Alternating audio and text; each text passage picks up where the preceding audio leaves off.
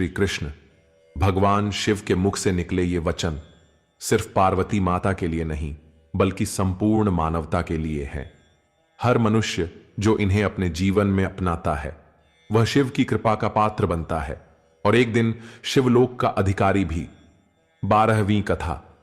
ओम नमः शिवाय, वो मंत्र जो मुक्ति का द्वार है।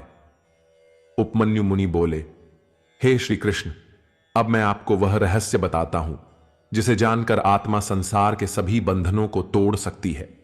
वेदों और समस्त शास्त्रों ने जिस मंत्र को सर्वोच्च बताया है, जिसका जप स्वयं ब्रह्मा, विष्णु और महादेव करते हैं, वह मंत्र है ओम नमः शिवाय।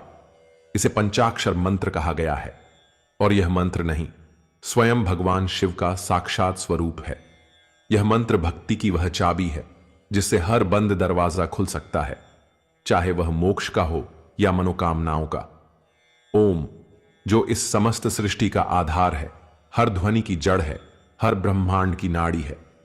नमः, जिसमें झुकने की भावना है, विनम्रता है और समर्पण का भाव। शिवाय, जो शुद्ध है, कल्याणकारी है और आत्मा को परमात्मा से मिलाने वाला है। इस एक मंत्र में छिपे हैं 7 करोड़ मंत्रों के बीज और अनगिनत उपमंत्र इसकी शाखाएं हैं।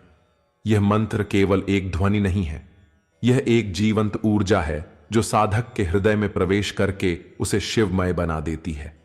उपमन्यु बोले, हे श्री कृष्ण, यह पंचाक्षर मंत्र इतना सूक्ष्म है कि दिखाई नहीं देता और इतना विराट है कि समस्त ब्रह्मांड को समेट लेता है। ओम में स्वयं तत्वों का अधिष्ठान है। नमः शिवाय में ईशान नामक सूक्ष्म ब्रह्मांड समाहित है। जो व्यक्ति इस महामंत्र को दिन रात जपता है उसे किसी और ज्ञान या शास्त्र की आवश्यकता नहीं होती। यह मंत्र इतना प्रभावशाली है कि एक बार सच्चे भाव से जप लेने पर यह कर्मों की जंजीरों को तोड़ देता है। जो इस मंत्र में श्रद्धा नहीं रखता वह जीवन भर अंधकार में भटकता है और अंततः दुखमय लोकों को प्राप्त होता है। लेकिन जिसके हृदय में ओम नमः शिवाय बसा होता है उसे किसी भय, पाप या मृत्यु से डरने की आवश्यकता नहीं। भगवान शिव स्वयं इस मंत्र में वास करते हैं, इसलिए जब कोई इसे जपता है तो वह शिव को नहीं पुकारता बल्कि शिव स्वयं उसके भीतर जागृत हो जाते हैं।